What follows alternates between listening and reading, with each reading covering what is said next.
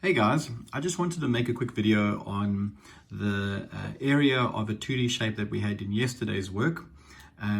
So what is always a good plan of action? The moment you are asked to work out the area of a shape that is not a square, not a triangle, it's not a regular shape, you can see it's a whole mashup of things.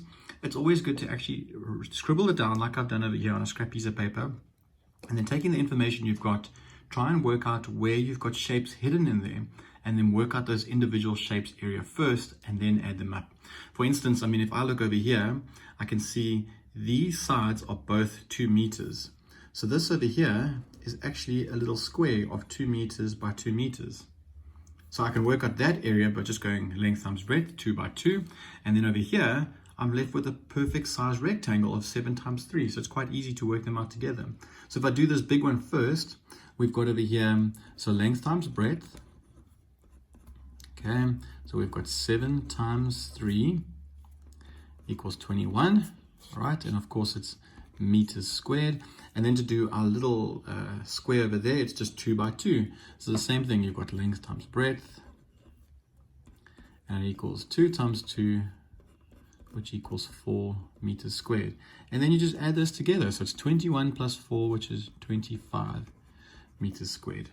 Now, if you really wanted to do it properly and you wanted to set it up the way that's probably the best way to do it, what I would suggest to you is to actually do it out in one formula. So basically you would have in brackets length times breadth, so that's the area of one shape, plus length times breadth, that's the area of the other one. So that would equal 7 times 3 plus 2 times 2. And that would equal 21 plus 4. Ooh, I'm running out of space, which equals 25 meters squared. And that's it. So that's how you do that first one. Okay, so now looking at this next shape over here, you can see that this is a very complicated one. So what I've done is I've scribbled it down the same way as you should, put on a scrap piece of paper, and then you simply fill in the information that they've given you already. And when I look at this, I can clearly see there's a triangle over here. There's a rectangle going down the side there. If I'm going to piece off this triangle, it means I'm going to have a little shape over there. So I'm going to have 2 rectangles and 2 triangles to work out. But let's look at the information that we've got first. So we know this entire length is 20 millimeters. So that's nice and easy. And then we know that this length over here is 6 millimeters. And we know that this one is 5 millimeters. So from there to there, if you're going 6 plus 5, that means from there to there is 11 millimeters. But we know the whole length is 20. So straight away we can work out the difference. If it's taking me 11 to get there, how do I get from 11 to 20? I add 9. So I know straight away that this is 9 millimeters. And the nice thing about that is we know what this base is over here. We know what that height is, so we can actually work out this first triangle over here, just like that. So let's do it quickly. Let's do it all at the top here. So our first one, remember, for formula of an area of a triangle is half base times perpendicular height. So we've got half times 5 times 9. And of course, 5 times 9 is 45. And half of that is 22,5 millimeters squared. Okay, so we've worked out, let's tick them off. We've worked out that first one. There you go, easy. Let's go to our next triangle over here. So we know that this entire length is 30 millimeters. But this little piece that's over here is going to be quite a tricky one to do. But if I look here, 13 millimeters going all the way across and 5 millimeters over here. I'll tell you what, let's do this rectangle. That might just be an easier one to go with. You always go with what information you've got.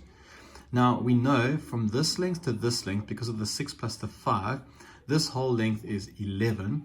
And we know that the width of it is 5 because that's given over there. So we can do this rectangle over here just by going the 11 and the 5. So again, length times breadth. So we said 11 times 5. So the answer is 55 millimeters squared. Okay, so now we've done that big piece over there. Cool, we're getting somewhere. Okay, then the very next piece of the puzzle, which is very sneaky, you can see they've put this little line over here and that little line over there. And if you remember from doing geometry, those lines mean that they are the same length. So we know that this side is 13 millimeters, and then we know that this side over here is also 13 millimeters. So let's put it in over there. Nice to work out the information as you get it. Now, why that's important is we've already worked out this area over here. We're trying to see what are these measurements over here for this little triangle. So we know to go from this point across is 13 millimeters. And we know that this section over here that we've already taken out was 5 millimeters. So of that whole 13 millimeters over there, we've taken out 5 millimeters. That leaves us over here with only 8 millimeters. Because 13 minus 5 is 8. So now we've got this one length of that rectangle, and we know all along this one was 6 millimeters over there. So now we can work out that next rectangle. Okay, let me move the camera up here.